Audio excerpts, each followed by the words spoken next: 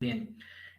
El último día, pues nos quedamos con las cuestiones incidentales, donde la ley es muy clara. En estos articulitos del 387 al 393 nos lo define, nos dice qué tipos tenemos y nos dice dónde se resuelven y si suspenden o no el procedimiento. Cuando nosotros en general oigamos hablar de incidentes o de cuestiones incidentales, tenemos que imaginarnos que son cuestiones que circulan o que se van a desarrollar en paralelo al procedimiento, que tienen relación con él, pero que no son el objeto principal del pleito, ¿vale? No son lo que se pide o lo que se va a discutir principalmente en ese juicio. No son ni lo que ha pedido el demandante con carácter principal, ni son tampoco cuestiones que el demandado haya opuesto con carácter general como reconvención, ¿vale? Pero sí que son hechos, fundamentos, cuestiones que tienen alguna incidencia en el procedimiento, ¿vale? Normalmente siempre van a afectar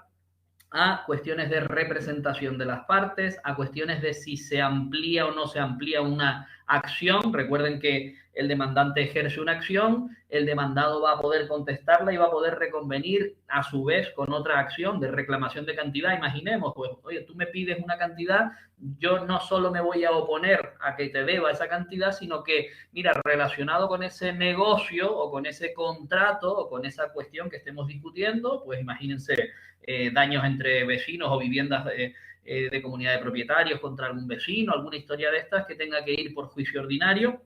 No solo contesto a lo que tú me estás reclamando, sino también te reclamo a su vez, ¿vale? En eso va a consistir el mecanismo de demanda, contestación y reconvención. Pues cualquiera de estos presupuestos procesales, si tienen que venir las partes con abogado y procurador, si el tribunal competente lo es o no lo es, si ya existe alguna litispendencia, que lo veremos hoy también, ya luego lo definimos, o si hay alguna cuestión prejudicial. Pues bueno, todas esas cuestiones que van a tener un momento de resolverse, también pueden surgir incidentes que se tengan que abrir en paralelo y desarrollarse. La ley nos habla de que tengan relación inmediata con ese objeto y otras cuestiones más formales o requisitos procesales. Bien, lo que nos interesa a nosotros para posibles preguntas son estos dos articulitos, el 389 y el 390, ¿vale? Esos articulitos nos regulan los dos tipos de incidentes que nos vamos a poder encontrar y cuáles de ellos vienen a suspender el cauce normal del procedimiento. Es decir, vamos a tener que pararnos, resolver esa cuestión, ese incidente y luego continuar el procedimiento. Así nos habla pues de cuestiones incidentales de especial pronunciamiento y cuestiones de previo pronunciamiento. ¿Cuáles creen ustedes que acarrearán la suspensión del curso de la demanda? Las que exigen un previo pronunciamiento. Las cuestiones incidentales de previo pronunciamiento requieren que se pare la admisión de la demanda o el cauce normal de la demanda y se resuelvan aparte. ¿Vale? Por eso nos dice la ley que suspenderán el curso de las actuaciones. Muy bien. ¿Qué ocurre con estas? Que tienen por su naturaleza, por su forma de plantearse, una importancia mayor. Si nosotros cuestionamos la titularidad, por ejemplo, de quien nos está reclamando, pues imagínense ustedes, un trozo de una finca, interpone allí cualquier procedimiento basado en títulos, no aporta los títulos, diremos, oiga, aquí previamente va a haber que resolver si esta persona es dueño o no es dueño, la legitimación que tiene esta persona activa, en este caso legitimación activa, bueno, pues se plantea y exige previamente que se resuelva. Las otras cuestiones que pueden ser más procesales o que se puedan resolver de una manera más sencilla, el tribunal las resolverá en la misma sentencia, o sea que vamos a continuar el curso del procedimiento hasta sentencia y el juez lo que hará será razonar en una parte, en un fundamento y en un pronunciamiento aparte esa cuestión. Oiga, me están cuestionando aquí, pues yo qué sé, si la representación de una empresa, bueno, me ha aportado escrituras, el otro lo impugna, lo que sea, pues bueno, lo resuelvo de primeras en un pronunciamiento en la sentencia. Pero estas cuestiones no van a suspender el curso del procedimiento. O una impugnación por competencia cuando el tribunal entienda que es competente. Pues bueno, ya veremos que esas tienen su momento para resolverse. Por otro lado, las cuestiones, nos sigue hablando un poquito, aquí no quiero entrar mucho porque estos son más preguntas más bien de gestión, pero bueno, nos habla cuando se refieran expresamente a la capacidad y a la representación, como como hemos dicho, se considerarán cuestiones incidentales cuando algún presupuesto de la demanda no se haya cumplido. Hoy veremos que la demanda tiene su forma y sus requisitos. Bueno, y otros incidentes que también puedan servir. Nos dice dónde se plantean y cómo. Aquí tenemos que saber que esa cuestión incidental se planteará por escrito en el momento pues, de la contestación o bien en el momento en que tengamos conocimiento. Se propone prueba y el trámite que va a llevar, pues, salvo la inadmisión del juez, que se hará siempre por auto, si el juez entiende que hay que inadmitir esa cuestión incidental, dictará un auto. Si no, admitirá por escrito. Si tenemos que practicar pruebas, se hará, nos lo dice el 399. Este articulito sí lo podemos tener en cuenta. Estoy yendo más rápido porque esto es simplemente darle una lecturita, no tiene mucha... alguna preguntilla sí cae, pero no suele darse demasiado. Si nos lo admiten el incidente, pues se abrirá en paralelo alguna pieza de oposición o de incidente y nos distingue, pues bueno, que en el juicio ordinario no se admitirá si ya hemos iniciado la fase de juicio, es decir, terminamos la audiencia previa, que no la hemos visto, pero la veremos. A partir de ahí no se pueden plantear. Y en el verbal, como todo se hace en unidad de acto, en la misma vista del verbal, una vez que se admita la prueba, ya no se podrá plantear ningún incidente de estos relacionados con cuestiones que impidan seguir el juicio, ¿vale? Tenemos que tener una cosilla en cuenta en el punto 2 de este artículo. ¿Recuerdan cuando les hablábamos de los tipos de resoluciones y hablábamos que el juez dictaba sentencias, autos y providencias y que había una categoría intermedia de providencias sucintamente motivadas? Decíamos que la principal diferencia entre un auto y una providencia, a pesar de que las dictara el mismo juez o tribunal, era que el auto, por ley, por forma de ser, por forma de estar regulado, tiene que estar motivado, tenía que incluir una motivación, unos fundamentos de hecho, de derecho, el juez tenía que justificar por qué adoptaba esa resolución, mientras que en la providencia bastaba con decir lo que tenía que acordar. Dese traslado al Ministerio Fiscal para informe, cítese a los testigos propuestos por la demandada, lo que sea, no tenía que justificar ni motivar en la providencia. Y que esa categoría intermedia, la providencia sucintamente motivada, admitía una pequeña motivación, ¿vale? Pues al admitir que se va a plantear un incidente, sea de especial pronunciamiento, sea de previo pronunciamiento, lo que tiene que hacer el juez es de manera sucinta, sin entrar mucho en la motivación, justificar por qué admite ese incidente, ¿vale? Es uno de los ejemplos que tenemos a lo largo de la ley de providencias sucintamente motivadas. El trámite de los incidentes es muy sencillo. El letrado le da traslado a la otra parte para que contesten lo que entiendan que deben contestar en un plazo de 5 días. Después señalamos, ojo, otra preguntita que nos pueden poner, una comparecencia ante el tribunal. ¿Se trata de un error porque el tribunal no realiza comparecencia? Bueno, pues no lo sabemos muy bien. Una comparecencia ante el tribunal es perfectamente posible. Lo que hace aquí el legislador es distinguirlo de las vistas y de los juicios.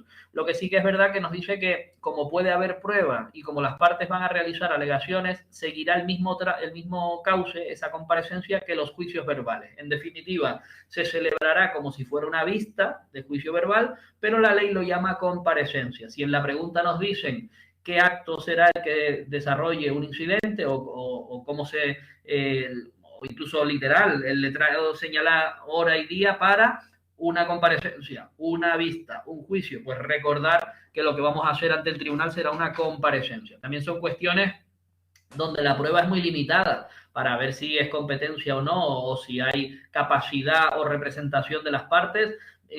Poca prueba, quizás alguna documental, pero poca prueba se va a plantear, ¿vale? Vamos a esa comparecencia, se hacen las alegaciones y en su caso la prueba que se haya admitido y luego lo que nos queda es un plazo para resolver por parte del tribunal mediante auto, ¿vale? Recordar que si es de especial pronunciamiento, es decir, podemos seguir con el juicio y en el final, en la sentencia, resolverlo, no dictaremos un auto aparte. El juez no dictará un auto aparte, simplemente dejará la comparecencia realizada y seguiremos con el procedimiento practicando el juicio o el trámite en el que estemos y en la sentencia es donde en un pronunciamiento diferenciado, distinto, resolverá. ¿Vale? Bueno. Esto con respecto a los incidentes que nos quedó entre el final de la clase pasada y hoy. La otra cuestión que nos quedaba para cerrar la parte general del juicio ordinario, que bueno, está planteada en el juicio ordinario, aunque también se da en el resto de procedimientos, son las costas procesales. Cuando hablamos de costas procesales, le ponemos aquí un pequeñísimo resumen de lo que son. No solo nos referiremos a los honorarios de los operadores jurídicos que intervengan, abogado y procurador de las partes, sino también a otra serie de gastos en los que pues cada una de las partes puede incurrir a lo largo del procedimiento, o bien gastos que exija el propio procedimiento, dependiendo de lo que pidamos y de la forma de materializarlo. Hay veces en las que tenemos que pagar una tasa, o hay veces que tenemos que librar edictos y publicarlos, ¿verdad? O hay veces incluso que al tener que aportar escrituras de notario o de registros de la propiedad, otros registros públicos, tenemos que hacer esos gastos, requerimientos que se efectúen obligatoriamente por el procedimiento que sea, mediaciones que se hayan llevado a cabo y que conlleven gastos, en fin, una serie de gastos que rodean al procedimiento, y además los honorarios de abogado y procurador. Si nosotros tenemos claro el concepto de qué es el abogado, que yo creo que sí, que todo el mundo lo tenemos, el abogado es el colegiado que, licenciado en Derecho, me va a dirigir el procedimiento. Dicho en lenguaje común, el que me defiende, ¿vale? Sea yo el demandante o sea el demandado. Ese es el que me lleva la dirección letrada, se llama. El que me asesora de paso a paso lo que tengo que hacer. El que decide por mí porque sabe derecho. Bien, el procurador, sin embargo, es la figura que me representa ante el juzgado. Es decir, básicamente realiza los actos procesales en mi nombre y representación, y recibe también las resoluciones judiciales, los plazos, los actos de comunicación. Una vez que yo lo haya apoderado, bien sea con un poder de notario, bien sea con una pudacta o a través del registro electrónico de apoderamientos, de apoderamientos electrónicos, ya actúa por mí, y es como si yo estuviera incluso recibiendo los ingresos a la hora de cobrar lo que he ganado en un juicio, ¿verdad? Esa ejecución judicial, si yo tengo un procurador, pues a lo mejor hasta le autorizo a que realice ingresos, cobros, pagos, etcétera, ¿vale? Y ya pues tengo todo completo. Esa es la distinción entre poder general y poder especial, recuerden. Bueno, pues ese conjunto de gastos, porque el abogado y el procurador trabajan porque se les paga, ¿verdad? Pues constituyen todo el concepto amplio de costas procesales. Bueno, para no entrar mucho en la materia de las costas, que bueno, la iremos aprendiendo en cada procedimiento, al final todas las sentencias deben incluir un pronunciamiento relativo a las costas, es decir, quién tiene que pagar las costas del procedimiento, tanto de una de las partes como de la otra. Y lo normal, el carácter general, les hemos puesto esto para que lo tengan muy en cuenta en todas las preguntas. Cuando ustedes vean con carácter general, significa si no hay otro artículo que diga otra cosa más específica o que diga lo contrario, o si no hay excepciones escritas en la ley con carácter general, ¿vale? Aplicable al común de los procedimientos, salvo que exista una coletilla que yo me haya estudiado, que Fran y Seo me hayan dicho que tenga cuidado. Entonces, para el resto de casos, para la mayoría. Pues, ¿quién paga las costas? El que pierde, no nos engañemos, el que ve rechazadas sus pretensiones en el juicio.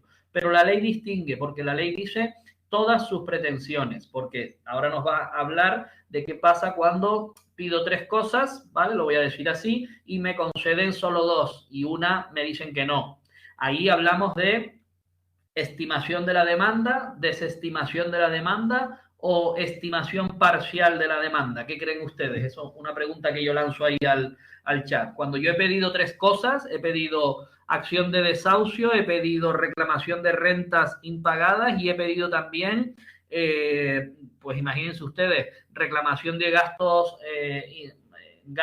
similares a la renta, pues facturas de luz y tal y tal. Me dicen que sí a la primera, me dicen que sí a la segunda, pero los gastos de luz me dicen que no, que esos son gastos anteriores al contrato de alquiler.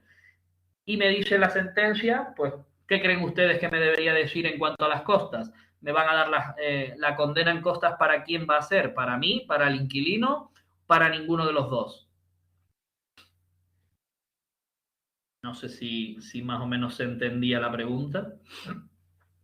Bueno, con carácter general tienen que pagar los que han visto rechazadas sus pretensiones, y la ley habla de todas sus pretensiones. Pues bueno, dice que no te entendieron. Vale, Les Y preguntaba... me dice, solo veo la primera hoja de la presentación. Es que solo se está viendo esa, ¿no? Deberíamos estar viendo... Regulación, todos libros segundos. No, deberían estar viendo mi propia pantalla. No, no. Ah, pues a ver, eso me lo tienen que decir. Vale, vale.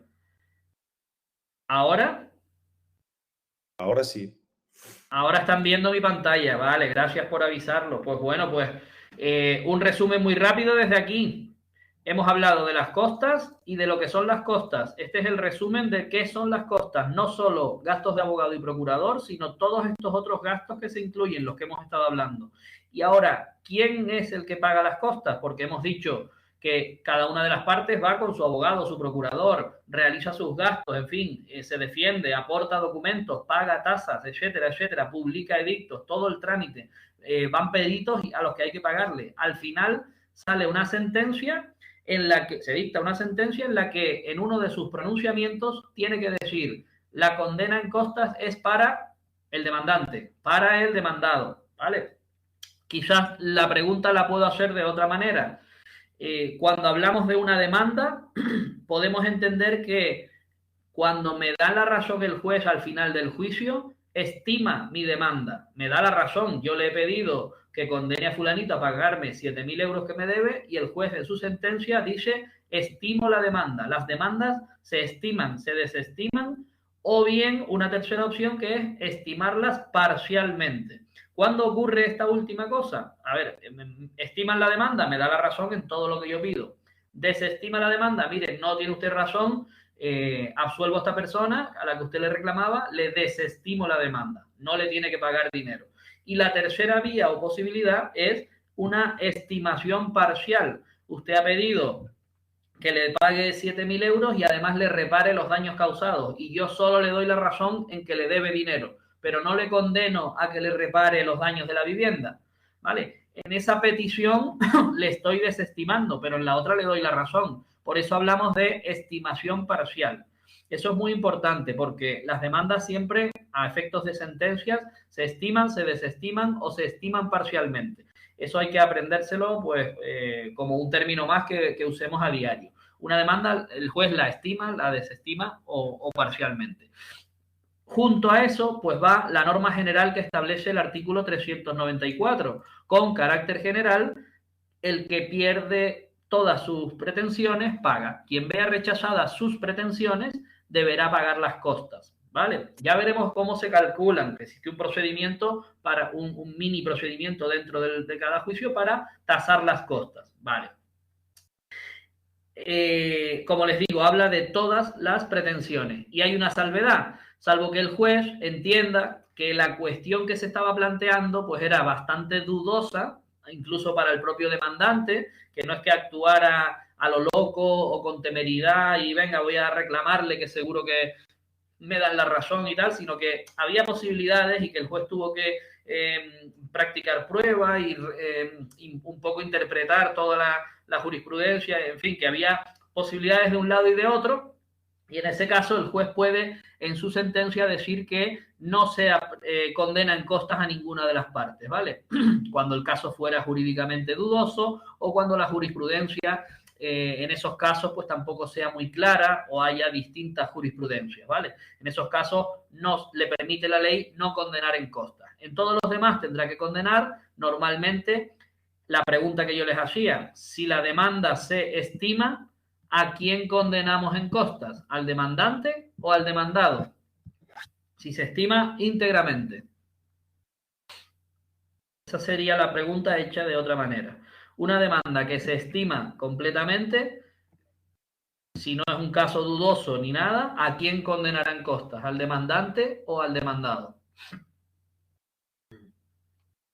Así es importante que lo tengamos claro. Sí, te están contestando Carolina, Rosa, Margarita, Candelaria, Monse. Vale, vale. Sí, sí, todos. Demandado. Si estimo la demanda, quiere decir que le doy la razón al que puso la demanda, ¿verdad? Al demandante, al actor. Luego la condena en costas siempre, salvo que el juez no ponga nada, va a ir al demandado. y si desestimo íntegramente la demanda, aunque le puso la demanda el demandante, no le doy la razón. Luego la condena en costas va a ser para el que puso la demanda, porque no le estoy dando la razón, ¿vale? Uniendo esas dos cositas, el que pierde paga y siempre tiene que haber condena en costas, salvo que sea muy dudoso, tenemos el resumen de ese articulito. Y bueno, si es el otro caso, donde he pedido varias cosas, he ejercitado varias acciones y solo me dan la razón, solo me estiman algunas de ellas, la sentencia estima parcialmente, ¿verdad? Me estima la demanda parcialmente o la desestima parcialmente, que es exactamente lo mismo. Pues bueno, la condena en costas dirá que cada uno de ellos satisfaga las suyas, ¿verdad? Se paguen las costas de su instancia, se dice. Las costas de mi instancia son mi abogado, mi procurador, los gastos que yo haya tenido en el procedimiento de mi instancia, causadas por mi acción. Y las costas que sean comunes, por ejemplo, si se ha designado de oficio un perito porque ambas partes lo han pedido, o se ha practicado algún tema de registros públicos, se ha traído testimonio, el notario ha tenido que intervenir porque las partes lo han pedido, ambas, pues por mitad, ¿vale? Bueno, también se excluye si alguna de las partes actúa con temeridad, si alguna de las partes actúa abusando del derecho o sin importarle las consecuencias, valga la expresión, el juez puede dirigir las costas hacia ese, ¿vale? Bueno, hay un límite que lo interpone, lo establece el punto tercero de este artículo 394. Cuando una de las partes haya sido condenada, la ley dice que de los gastos que corresponden a honorarios de abogados y otros profesionales no sujetos a arancel, los procuradores están sujetos a un arancel. Los notarios también están sujetos a un arancel de honorarios, ¿vale? De gastos. Los abogados no, los abogados antes tenían unos honorarios mínimos recomendados, ya se eliminó eso y bueno, se sujetan al libre mercado, a los precios o tarifas que pongan ellos mismos, ¿vale? Sin embargo, los procuradores pues siempre se ajustan. Artículo 4, artículo 5 de los honorarios de los aranceles. Pues de la parte de los abogados casi siempre el litigante condenado en costas solo tendrá que pagar un tercio, la tercera parte de la cuantía del procedimiento. Aquí pueden ver ustedes otra de las funciones importantes de ponerle una cuantía a todo tipo de procedimientos. Si nuestro juicio ordinario es de 6.000 euros, justo, de 6.300 euros, para poderlo calcular, solamente vendrá obligado a pagar en concepto de abogados y otros profesionales sin aranceles un tercio de esa cantidad, o sea, 2.100 euros aproximadamente como tope máximo. ¿Cómo se hace esto? El abogado que corresponde presenta sus honorarios una vez que ya tenemos sentencia. El letrado de la administración realiza lo que se llama tasación de costas, donde puede reducir conceptos, variar las cuestiones o incluso inadmitirle partidas tanto al abogado como al procurador que presente sus aranceles. Y finalmente dice, las costas de este procedimiento yo las taso en tanto, por el concepto de abogados y procurador o lo que sea, ¿vale? Incluyendo todos los conceptos que hayan justificado. Y ante eso, bueno, se puede impugnar o lo que sea, se hacen firmes y ya a partir de ahí se pagarán las costas en una resolución aparte, en un decreto. Eso lo tendremos ocasión de verlo nuevamente. Bien, pagará lo que corresponda a abogados y demás por cada uno de ellos hasta un máximo de una tercera parte de la cuantía del procedimiento. No podrá superar eso. Es una especie de límite para que no, si hay 3 abogados, no le tenga que pagar el triple de lo que valió la cuantía del procedimiento, ¿vale? Es un límite un poco... tiene sentido, tiene bastante sentido. ¿Qué pasa con aquellas pretensiones que decíamos que eran inestimables porque su cuantía no se podía calcular ni siquiera de forma estimada y no había ninguna fórmula para hacerlo? Que si se acuerdan iban por juicio ordinario. Pues la cuantía a solo efectos de costas, de tasar las costas cuando uno de ellos pierde, cuando la sentencia se dicta, la valoramos en 18.000 euros. Tenemos que aprendernos que a efectos de tasación de costas, las pretensiones inestimables las valoraremos en 18.000 euros. Siguen siendo inestimables, han sido durante todo el procedimiento inestimables, su cuantía tampoco se podía determinar, pero para tasar las costas sí, le ponemos, porque lo dice la ley, 18.000 euros salvo que haya alguna complejidad o lo que sea, ¿vale?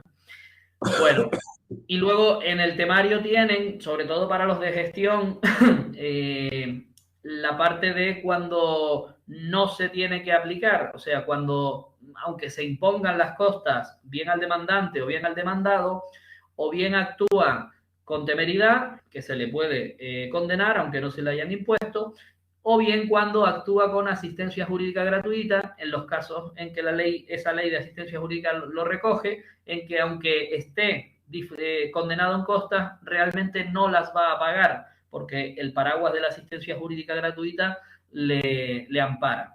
Hay unas excepciones, las tenemos aquí, pero no lo vamos a hacer, solo vamos a comentar una de ellas que puede caer en todos los cuerpos por igual, en auxilio, tramitación y gestión, que es el punto número 2, ¿vale? Este punto lo que regula es que una persona condenada en costas ha venido actuando en el juicio con asistencia jurídica gratuita, tiene su abogado y procurador de oficio, como ustedes habrán visto, eso está regulado, y se le condena en costas, aunque tenga asistencia jurídica gratuita, pierde ese juicio y la sentencia pone que se le condena en costas, ¿vale?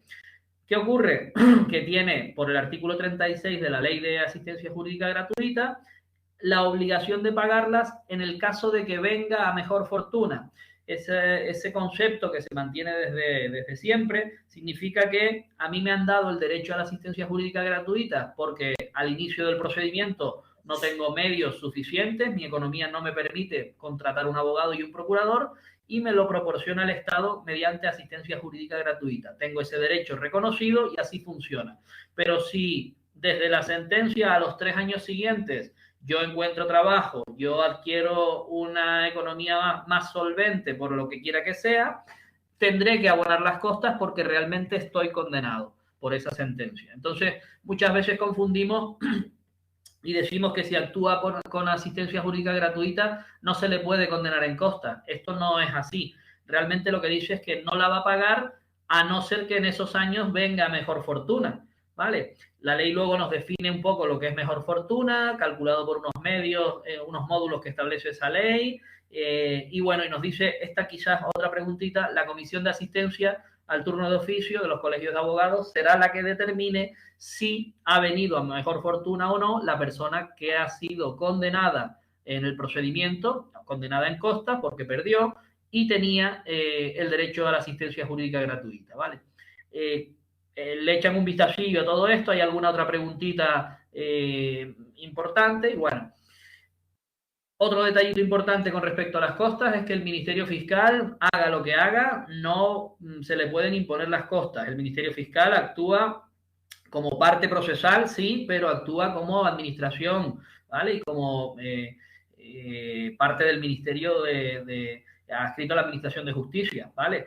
¿En qué casos interviene el Ministerio Fiscal en civil? Porque a lo mejor nos suena raro que el Ministerio Fiscal esté en un procedimiento ordinario, verbal o especial en civil. Pues sabemos por entrada cuando haya menores en el procedimiento, intereses de menores, sean procedimientos de familia en casi todos, o cuando tenga que intervenir para proteger patrimonio o personas con capacidades,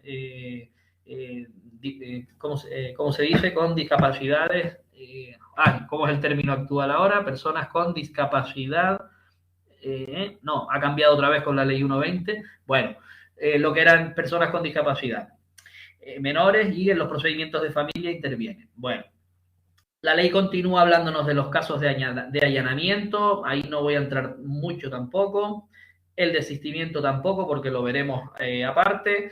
En la apelación y en los otros recursos, pues las costas se aplica exactamente igual. El que vea desestimado su recurso se le podrá condenar en costas en la segunda instancia, ¿vale? Bueno, hasta ahí con la última. Aquí te pusieron aclaración a lo que estabas preguntando. Unos ponen, Marcos dice diversidad funcional, distintas capacidades, Ángela. Sí. ¿Cómo se llama ahora el...? Es la ley 8-2021, 7-2021, la nueva. Pero bueno, ahora mismo no se me fue de la cabeza.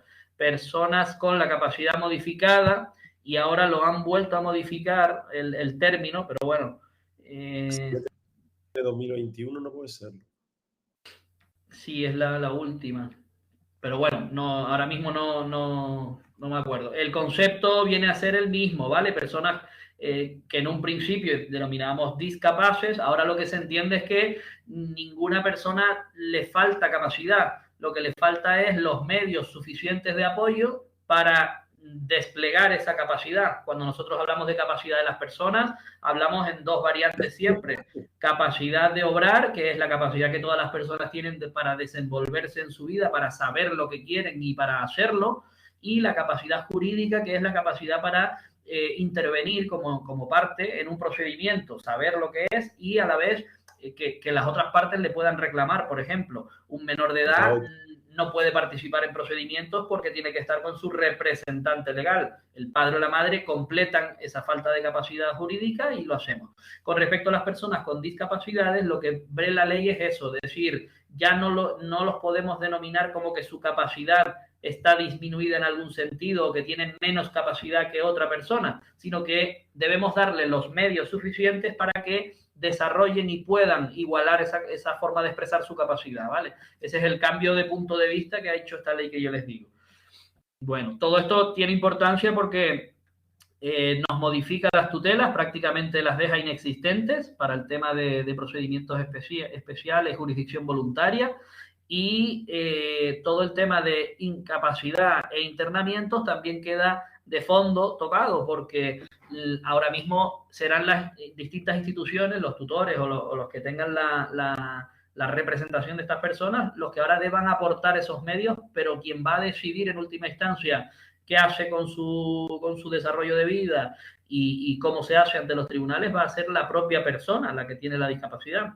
Eso en algunos, yo lo he estado hablando y lo hemos dicho en el juzgado muchas veces, en algunos casos con algunas discapacidades va a ser muy bueno porque potencia el desarrollo de la persona. En otras, a lo mejor, lo que produce es más bien conflicto con quien antes era su tutor y tenía cierta capacidad de decisión y ahora lo que va a tener es que reclamar esos medios y ya veremos cómo esta ley lo pone en marcha. ¿Vale? Pero bueno, eso es objeto de otro tema que no tiene nada que ver. En el juicio ordinario comienza como lo hemos visto hasta ahora y como vimos en la exposición. 8.21, efectivamente.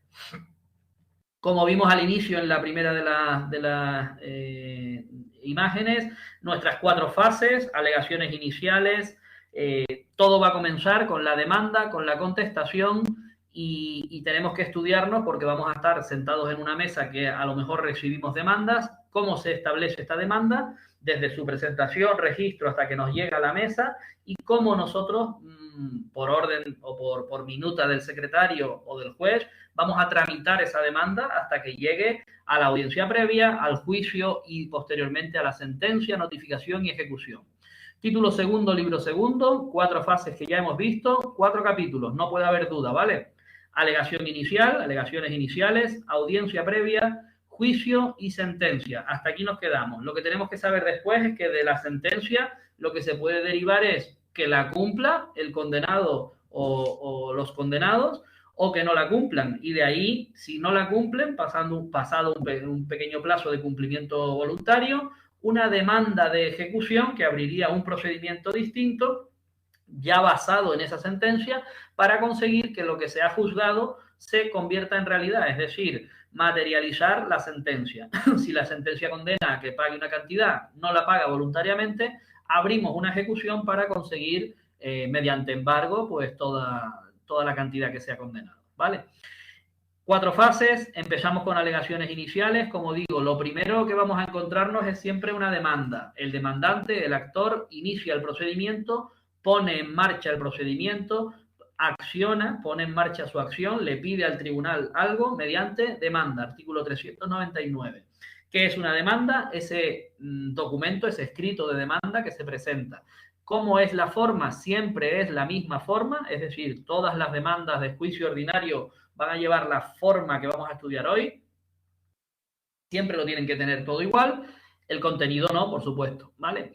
Todas las demandas tendrán un encabezado. La ley no lo pone así, pero bueno, nosotros lo hemos denominado encabezado, que es el que identifica a las partes la postulación que lleva cada una de ellas y nos va a ir desengranando o desgranando los hechos que van ocurriendo y cómo plantea el demandante su escrito de demanda. Por lo tanto, los datos que tendremos que consignar al inicio es pues que yo, fulanito de tal, con tal DNI, ¿verdad? Datos y circunstancias que me identifiquen. Mayor de edad, estado civil, soltero, casado o lo que sea, con domicilio en tal sitio, importantísimo. Aquí entran en juego los artículos que ya hemos estudiado del 155 y siguientes, tanto míos, que yo soy el actor, vamos a poner, actuando bajo la representación del procurador no sé quién, no sé cuánto, o bien la demanda viene directamente diciendo, hola, soy el procurador Pepito Pérez, que actúo en nombre y representación de, ¿vale? Es lo más normal. Bien. Y del abogado no sé quién, colegiado de Santa Cruz, número tal y tal y tal. Vivo en tal sitio, tengo este DNI, documento de identidad, teléfono, correo electrónico, todos estos datos que tenemos aquí, tanto del actor como del demandado. Sobre todo del demandado, domicilio donde lo pueda localizar, porque lo que vamos a tener tras admitir la demanda es un emplazamiento, acto de comunicación, para darle un plazo al demandado para contestar, ¿vale? Para devolver la pelota de la demanda. A continuación, empezamos con los hechos. Les empezamos a contar qué es lo que ocurre. Oiga, en fecha tal pasó esto, en fecha cual pasó lo otro. Y en base a esos hechos y a los derechos que la ley me da, Código Civil, ley de enjuiciamiento civil, algún reglamento, alguna jurisprudencia, en base a todo el derecho tengo, vistos estos hechos y en relación a estos derechos, quiero que se me dé tal tutela judicial, ¿vale? Pues esa es la forma de la demanda. A continuación fijaremos con claridad y precisión lo que se pida. En muchas demandas ustedes verán petitum o solicito. Y luego verán una forma que se llama otro sis. Otro sí es, ¿vale? Otro sí primero digo que pido tal prueba. Otro sí segundo digo que me dé usted fecha para apudacta. Una serie de cuestiones para completar la demanda que no son en sí hechos, que no son en sí fundamentos y que sí son necesarias para que la demanda esté bien presentada. Cuando lo veamos ahora en una demanda lo vamos a entender todo perfectamente. Bueno, diremos abogado y procurador. La necesidad de abogado y procurador, recordar que se denomina postulación, si es necesaria, si no es necesaria. ¿Qué juicios ordinarios, hasta qué cantidad podíamos presentarlos sin abogado y procurador? ¿Hasta 2.000 o hasta 6.000 euros en los juicios ordinarios? Es una preguntita que yo lanzo ahí. Bueno, a continuación narraremos los hechos. Aquí nos dice que será de forma ordenada. Esto se refiere un poco al tiempo, que establezcamos un poco la cronología de los hechos y de forma clara, que no se mezclen, ¿vale? ¿Para qué? Para que al contestarlo el demandado pueda decir que admite o que niega el hecho primero, el hecho segundo, el hecho tercero. De hecho, cuando... Me contestaron a la pregunta. Contestaron, a ver. Marcos dice que a 2.000. Vale. Y ya se pone que los juicios ordinarios van siempre con abogado y procurador. Vale, ¿y alguno más? Bueno, dejo ahí para que piensen. A ver, vayan poniéndolo. Yo digo, ¿hasta qué cantidad se puede presentar demanda de juicio ordinario sin abogado y sin procurador? Venga. Bueno, junto con los hechos, con la misma claridad, diremos, se aporta documento 1, se aporta declaración 2, se aporta escritura, copia del contrato, audio, grabación, lo que sea, numerados, ¿vale? Para que junto con eso ya va a constituir prueba, porque yo la propondré como documental, ya vamos a ir relacionando lo que aportamos junto con la demanda. Soy el propietario del piso tal, aporto escritura, documento 1. Hice un contrato de alquiler con Pepito, documento 2, contrato de alquiler, ¿vale? Todo eso. También le diré, pues si hablo de daños o hablo de cantidades, cuánto es la valoración de lo que se me debe y por qué. Razonaré, pues mire, le di este contrato del proveedor que aporto como documento 1 y se ve que los albaranes tal, tal y tal no me los pagó, por lo tanto me debe 8.500 euros, ¿vale? Razonando todo eso en el relato de los hechos. Eso como punto tercero o como bloque tercero de la demanda. En el bloque cuarto incluiremos en nuestra demanda los fundamentos de derecho, es decir, las razones jurídicas que me asisten. ¿Por qué lo que le estoy pidiendo me lo tiene usted que conceder? Porque lo dice el Código Civil, porque lo dice cualquier ley, porque lo dice la jurisprudencia y porque tengo derecho constitucional. Es decir, fuentes del derecho relativas a el objeto, el fondo del asunto, pero también relativas a capacidad, representación, jurisdicción, competencia y tipo de procedimiento. Estas cositas que les hemos puesto aquí es un básico en todos los fundamentos de derecho. Al tribunal le tengo que decir que tengo capacidad para actuar ante el tribunal. Sí, aquí tienes materia. A ver, Marcos dice que 2.000 euros. Yaiza, sí. Los juicios ordinarios van siempre con abogado y procurador. Sí. Porque la cuantía es de más de 6.000 euros, ¿no? Exactamente. 2.000. ¿Qué más? Esta Jacqueline dice que hasta 2.000. Vale. Ángela dice que nunca en los juicios ordinarios. Ángela, que es preceptivo, que es obligatorio. Y Juanvi pone sería hasta 2.000 siempre y cuando el juicio ordinario vaya por la materia.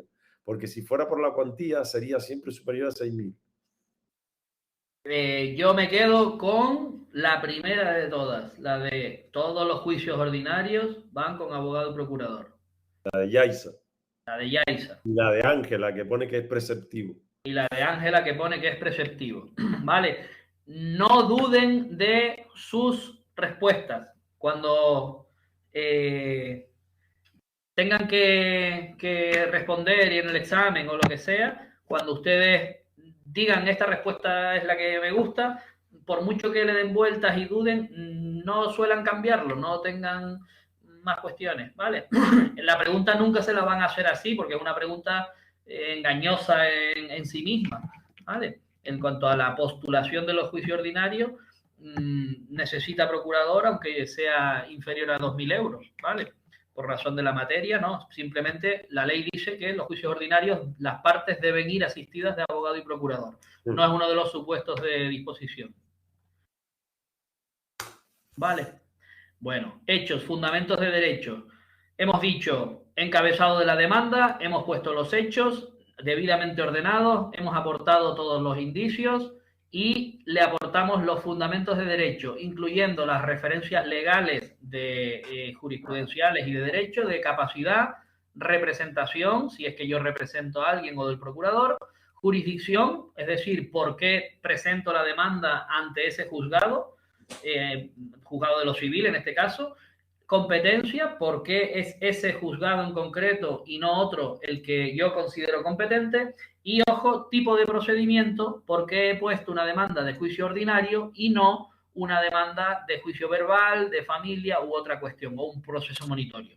Aquí es donde tendré que decirle pues que la cuantía del procedimiento es tal, si lo baso en cuantía, o que la materia es una de las reservadas a juicio ordinario, ¿vale? También en este punto es donde le diré si hay algún otro hecho de esos que llamábamos incidentales y que yo tenga que plantear en este momento como cuestión previa o de especial pronunciamiento para que el tribunal lo sepa y entre o no a resolverla con carácter previo o bien en un pronunciamiento aparte en la sentencia final, ¿vale? Terminado todo eso, que esto es la parte pues más importante para el abogado, donde justifica todo su estudio y su trabajo en ese asunto, ¿vale? Donde pondrá los artículos en los que nos vamos a basar después. Bueno, la última parte es la que hemos hablado, qué es lo que pido y cuánto es lo que pido. Mucho cuidado con esto. El petitum o solicito es una de las cuestiones más importantes que se hacen en la demanda. Lo que no esté pedido es como si no existiera. No me puedo olvidar de ninguna cantidad, de ninguna petición. Si ejercito 3 acciones, tendré que hacer los 3 pedimentos aquí, ¿vale? Petitum o solicitud. Perdón, o solicito. Si son varios, los expresaré de forma separada. Normalmente siempre hay formas ya premanufacturadas, ¿no? Hechas, frases hechas, que se utilizan normalmente en las demandas, ¿vale?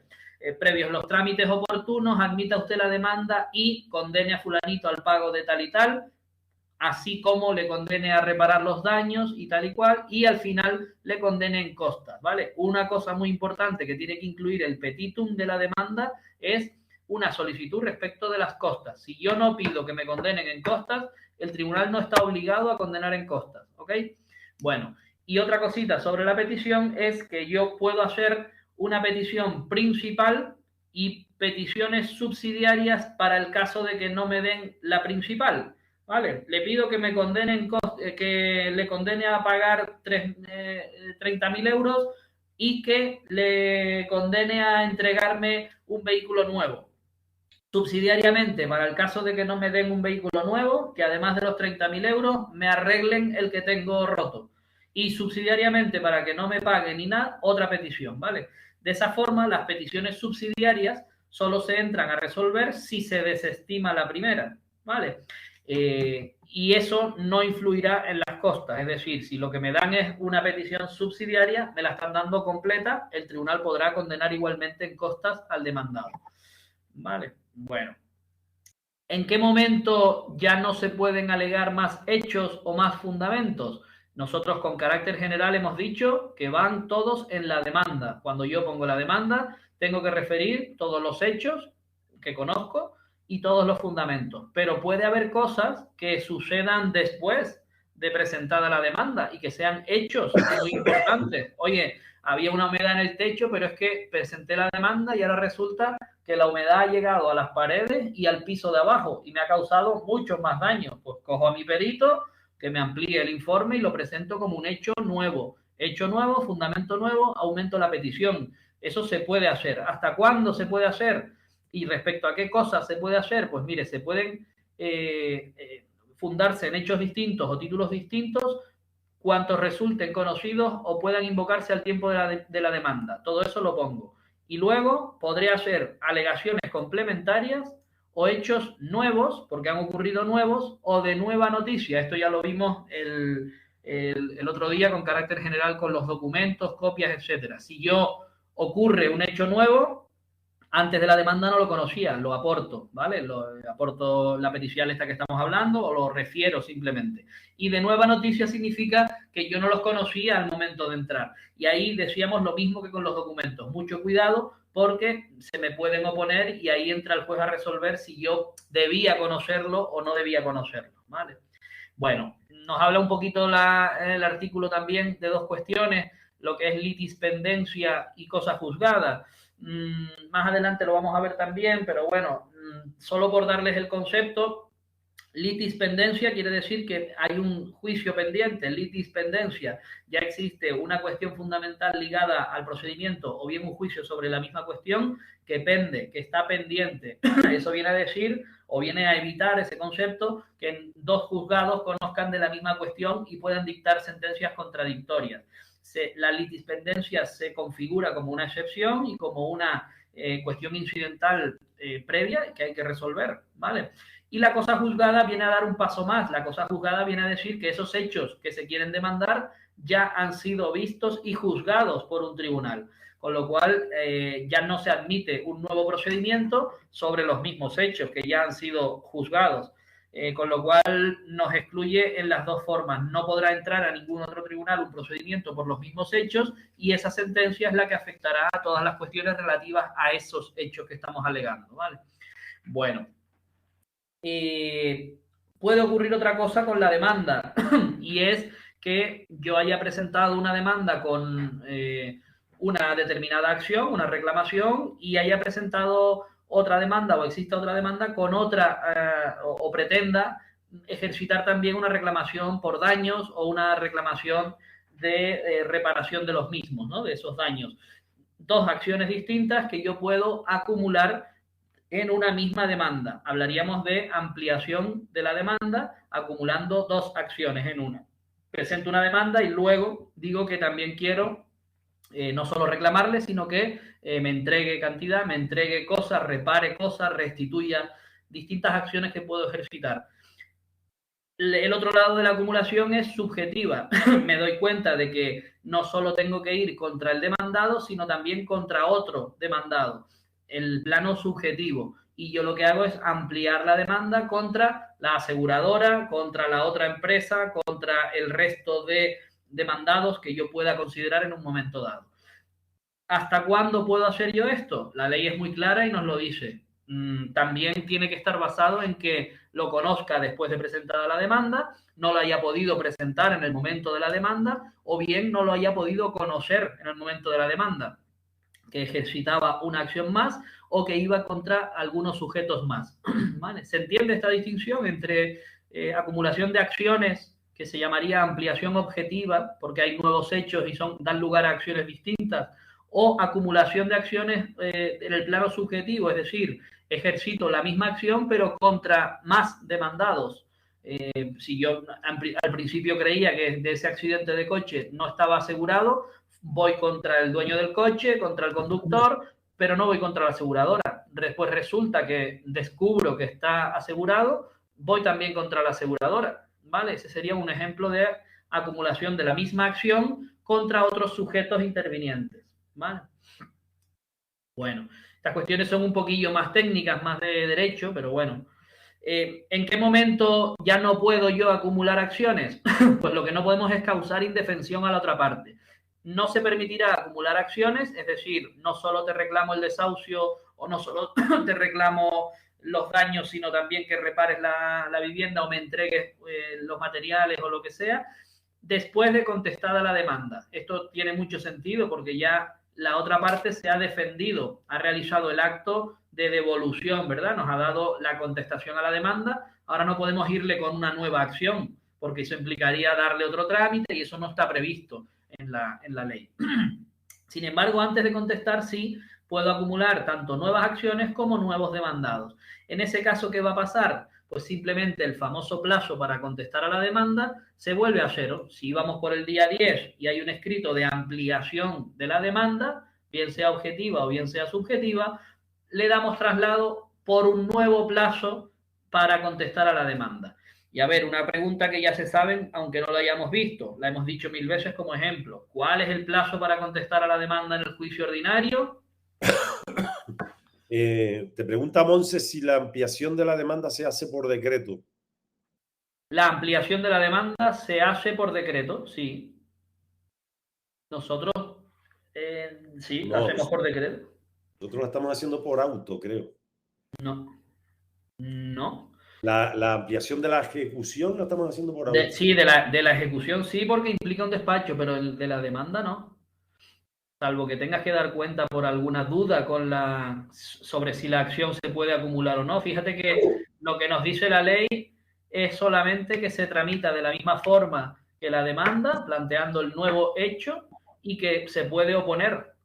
La parte en contestación a la demanda se puede oponer, te lo iba a decir a continuación, se oponen en su contestación a la acumulación y nos vamos a audiencia previa al juicio. Si el secretario entiende que debe admitirla, ya tenemos el trámite para oponernos después. Aquí, no sé si preguntas esto, Monse, aquí sí se resolverá por el juez, claro. Si hay oposición. Vale. De todas formas, normalmente esas cuestiones, sobre todo si son de nuevas acciones o de nuevos sujetos, todos intervienen en la audiencia previa a la que nos vamos y ahí fijarán tanto los hechos controvertidos como las cuestiones previas, las cuestiones de representación, capacidad y si ellos tienen que actuar como demandados en este caso. Sí, y sí. se amplía por decreto, que es como se admite. Efectivamente. Otra cosa es que luego al final en el juicio nos quedemos con menos acciones o no, pero en el momento formal este que estamos, creo que sí. Vale. Bueno, respecto a esa oposición, porque claro, el demandante en esos 10 días, ¿me contestaron al plazo? Sí, ¿no? Sí, te contestaron 20 días, Marga, bien, bien. y Marco. Perfecto, 20 días hábiles, no se olviden. ¿Por qué sé yo que son hábiles? Yo sé que son hábiles sin mirarlo porque la ley no me dice nada más. Cuando la ley solo me dice días, dile. Sí. En los test les endosan, no lo sabemos, 20 días, te lo aprendes como 20 días de tanto estudiarlo y de tanto verlo, y luego en el test del examen te aparece 20 días naturales, 20 días hábiles, 20 días, y nos lleva a la duda seguro. O sea, siempre hay que decir la coletilla los plazos. Otra coletilla que nos ponen aquí es en esta cuestión rara. Empieza el plazo de contestación porque hemos presentado la demanda y nos presentan un escrito de ampliación, pues porque demando a otra persona más, ¿vale?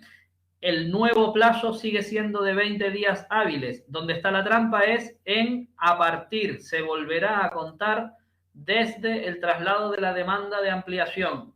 O sea, si vamos por el día 10 del primer plazo para contestar, presentan una ampliación, se admite y se da traslado. Pues ahí empezaríamos a contar, ¿vale? Que esa es otra posible coletilla, que nos pongan 20 días a partir de la demanda, 20 días a partir del traslado de la demanda. Un error, es a partir del estado de la ampliación. ¿Por qué? Porque ha habido un cambio, una acción nueva o unos nuevos intervinientes, ¿vale? Sí.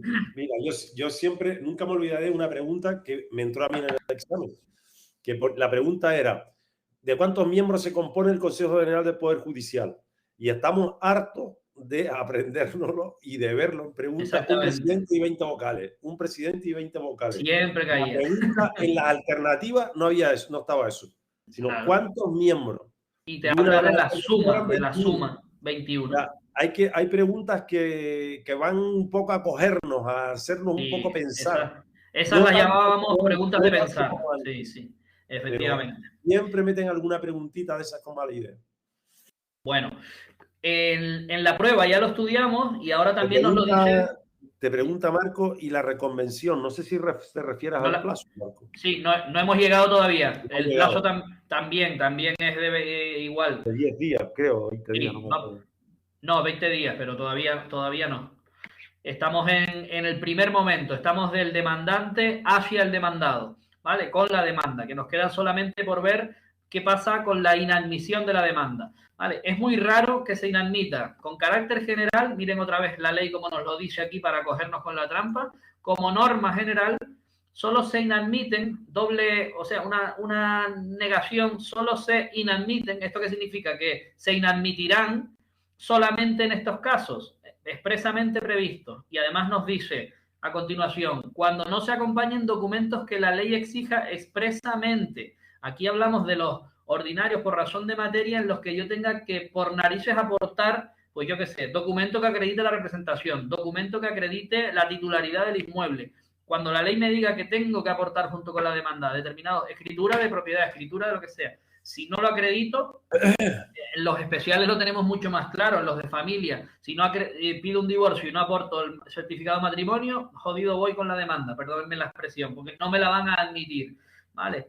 También cuando el procedimiento exija que hayamos intentado conciliar primero o hayamos tenido que requerir fehacientemente para poder presentar la demanda, hayamos hecho reclamaciones o en algunos casos especiales, ¿vale? Si no está dentro de estos casos en los que la ley ya me dice algún requisito especial, lo normal es que no se inadmitan. Es decir, que intentemos subsanar sobre todo los defectos procesales o algún defecto de falta de aportación de documentos, ¿vale? Salvo que sean expresamente exigidos por el tipo de materia del procedimiento, ¿vale? Me voy a parar aquí y voy a ir a una demanda para que veamos que todo lo que hemos visto aquí tiene mucho sentido y lo hacen los abogados en su demanda y los tribunales se basan en ello para admitirlo. Esto es una demanda tipo donde no hemos puesto ningún dato de nadie. ¿Se ve? Sí. Sí, vale. Lo primero que tenemos que hacer es dirigirla. Nosotros no sabemos el tribunal exacto, pero por la materia ya sabemos que es un juicio ordinario lo que vamos a poner, ya sabemos que me debe 8.000 euros, en fin, ya todo eso lo tenemos claro, sabemos porque somos abogados que es un juicio ordinario y por el asunto que hay, pues un proveedor que no ha recibido su dinero de un bar y tal y está localizado en Santa Cruz, el contrato se firmó en Santa Cruz, todo es de Santa Cruz, al juzgado de primera instancia de Santa Cruz. A veces se pone al juzgado de primera instancia que por turno corresponda de los de Santa Cruz. Bueno, hay distintas fórmulas, no pasa nada. En este caso, actúa directamente ya el procurador, fulanito de tal, procurador de los tribunales.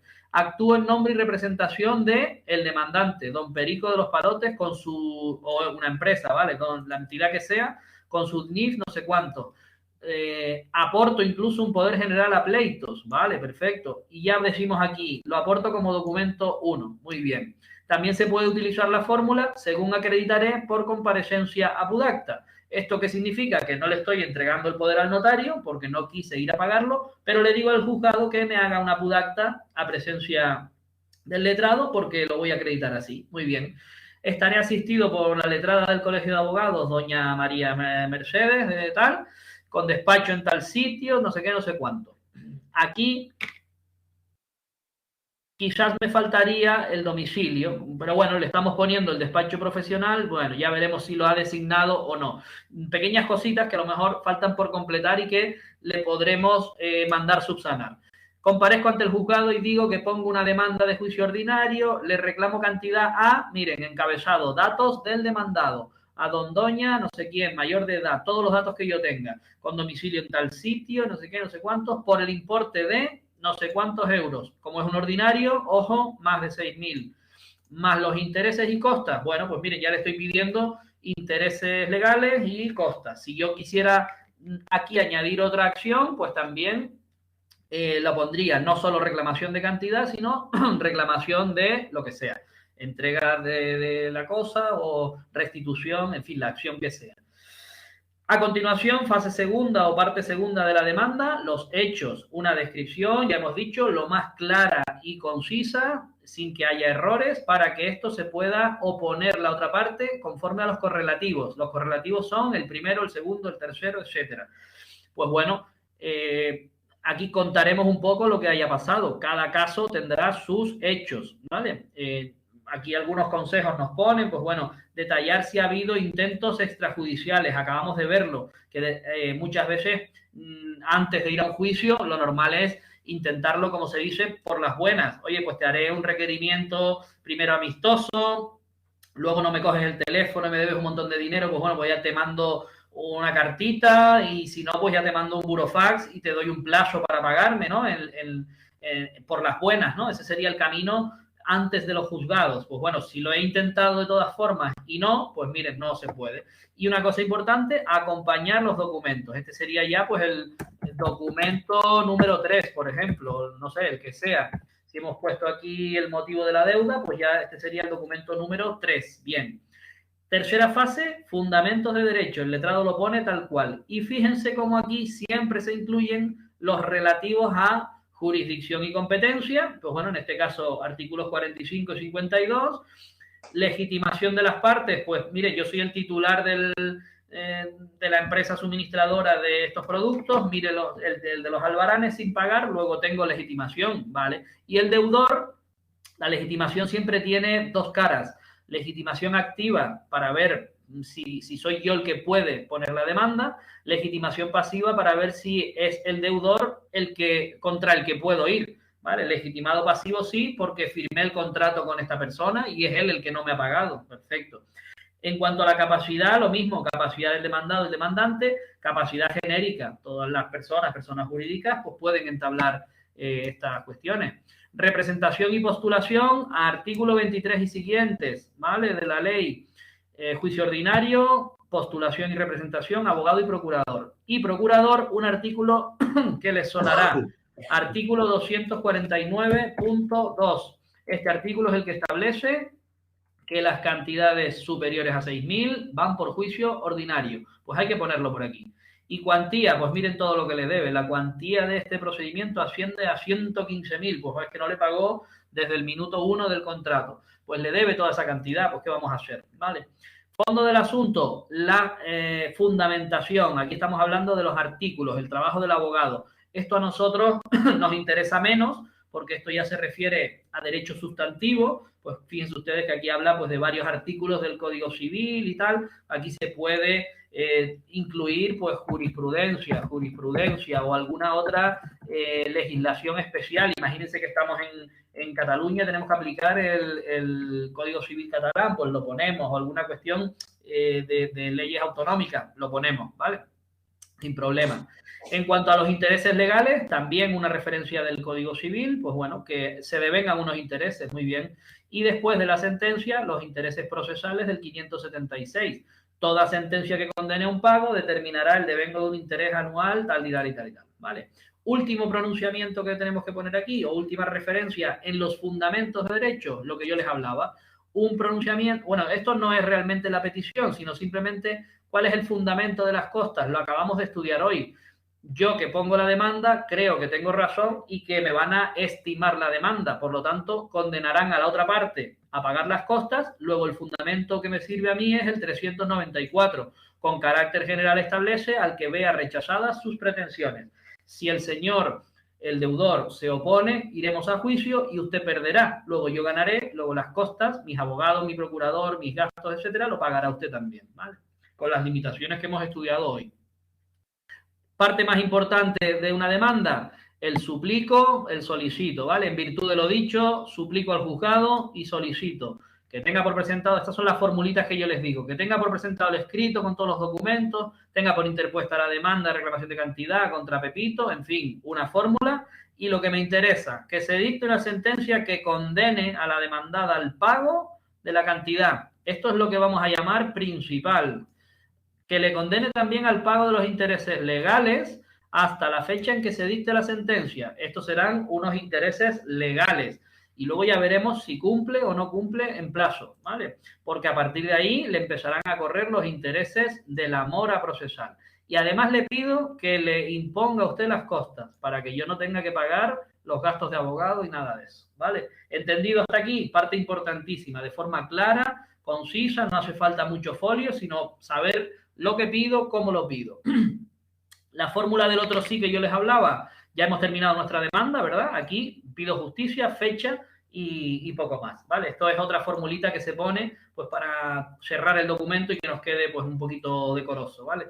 Fecha de la demanda y mediante la fórmula de otro sí, que es como si dijéramos postdata, ¿vale? O además de, pues otro sí. Además de esto, le digo otra cosa a usted, señoría, que siendo el pleito general y tal y cual, que usted deje testimonio y me lo devuelva porque me hace falta. Aquí fíjense todos los conceptos que estamos diciéndole. Le he aportado un poder de notario, luego es un poder original, lo necesito para otras cosas, deje usted nota o testimonio suficiente, es decir, haga un testimonio, cotéjelo y póngale los sellos, déjelo ahí y acuerde el desglose, acuerde que se saque del procedimiento y me lo devuelva, ¿vale? Porque me hace falta. Y lo vuelvo a pedir porque es justicia y reitero el lugar, la fecha y todo eso. Bien. Le solicito que lo tenga hecho y incluso le pongo una segunda petición. Postdata segundo, otro sí segundo, digo. Que, oiga, que yo he querido portarme bien, hacerlo todo lo más ajustado en cuanto a los requisitos de la demanda para que esto esté bien y usted me admita la demanda. Pero si aún así yo hubiera incurrido en algún defecto, desde ahora mismo estoy a su disposición para subsanarlo. Artículo 231. Este articulito era una trampa antigua, yo lo cuento aunque no venga el caso. El 231 permite la subsanación siempre y cuando la parte hubiera dicho que quiere subsanarlo. No vale hacer trampas y obviar actos procesales o requisitos formales. Ya no se está aplicando, entonces ya algunas demandas, aunque no pongan que manifiestan su voluntad de subsanarlo y se van a portar bien, el tribunal está obligado a mandarles subsanar, ¿vale? Era un jueguito en el que se hacía y si no habían puesto esta parte de que querían subsanarlo, se les inadmitía. Y eso ya han dicho los tribunales que eso no está bien, ¿vale? Que hay que mandar subsanar. Y poco más, esta sería la fecha y la firma y ya está. ¿Qué nos falta saber de aquí para terminar de redondear la demanda? Que hoy en día el letrado firma digitalmente, le pone aquí un cuadradito, un sello y un código de barras que es su firma digital, y el procurador exactamente lo mismo, hace su firma digital y lo envía al sistema LexNet. El letrado se lo remite por LexNet al procurador como si fuera un email, ¿vale? Donde ya arrastra su firma, ya sabemos que proviene del abogado, y lo manda al sistema LexNet. Eso va a llegar telemáticamente junto con todos los documentos que estudiamos, el índice, el traslado previo a procuradores no se va a dar en este caso, pero sí la aportación de todos los documentos. Bien, llega al decanato y a partir de ahí se registrará con los intervinientes y se hará lo que es el reparto según las normas de reparto que le toque. De manera que al final ese escrito de demanda junto con los documentos acompañados va a llegar pues ya al juzgado de primera instancia, pues número 1 de Santa Cruz de Tenerife, o número lo que sea, ¿vale? Ya tendremos nuestro número de procedimiento y tipo de procedimiento. La pregunta es, ¿esta demanda es un escrito iniciador de trámite o es simplemente un escrito del que se puede dar traslado entre procuradores? Pues bueno, yo les digo la respuesta, la saben ustedes. El primer escrito de todo procedimiento es la demanda. No podremos hacer un traslado previo a los procuradores del 276 que veíamos el otro día. ¿Ok? Vale. Pues bueno, yo creo que nos podemos quedar por aquí hoy. Esto no lo voy a guardar porque ahora vendría... Bueno, vamos a ver... no, esto déjamelo así tal cual. Bien. Vendría, podemos hacer la admisión, hemos visto la inadmisión, podemos ver la admisión. Este es el articulito que comentábamos con carácter general. ¿Quién admite las demandas? De todas maneras, la tarea que les voy a mandar va a ser hasta el 413, que es el ordinario, que es realmente, estudiense bien todo eso. Lleva ya la reconvención. Lo vamos a ver el próximo día. Sí, pero es mucho para llegar hoy, yo creo. Porque nos llega hasta la reconvención. Les sirve, o sea, traen la materia un poco fresquita. Un poco vista, sí, está bien. Y yo creo que se les hace más o menos la explicación, ¿sabes? Sí, correcto. Si tienen alguna duda, pues es el momento de preguntarla, porque vamos a ver eso. De hecho, mira, desde el 399 al 413. Bueno, pues nos quedamos en el 404. El próximo día admitimos la demanda, vemos contestación, reconvención, lo vemos con ejemplos y nos metemos de lleno en la audiencia previa. Y bueno, con la audiencia previa, señalamiento y juicio, prácticamente estamos ya enfilando el fin del juicio ordinario, ¿vale? Nos queda alguna cosilla ahí de explicar en la audiencia previa, pero ya prácticamente es fácil de entender, ¿vale? Bueno, pues dejo de compartir por aquí. Sí, Vale. La tarea que le vamos a mandar del tema 12, 13, 14 es el artículo 471 al 485 de Ley Orgánica del Poder Judicial, ¿vale? Ya se lo mandamos al grupo. Y del tema 16, del 399 al 416, que realmente es la materia que vamos a ver el próximo día. Vamos un poquito más adelantados que Fran, pero bueno, no pasa nada. Ya intentaré cogerles el próximo día. 413, que es... Sí, hasta el 413 es la fase de presentación de demanda, traslado y todo el percal, antes de llegar a la audiencia previa, que es el 414. ¿Vale? Okay. Vale. Pues yo creo que el próximo día queda liquidado casi todo lo ordinario. Casi todo lo ordinario, sí, yo creo que también. Desde que salgamos de la audiencia previa, listo. Bueno. Sí, bueno, tiene sus cosillas todavía. ¿Qué dudas nos quedan? Ahí tienen el enlace de... No, el ordinario es largo, loco.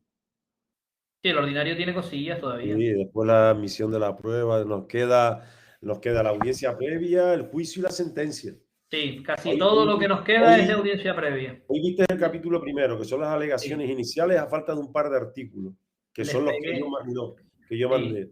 Del 399 al 413 es el capítulo 1 ese que tiene Fran ahí en la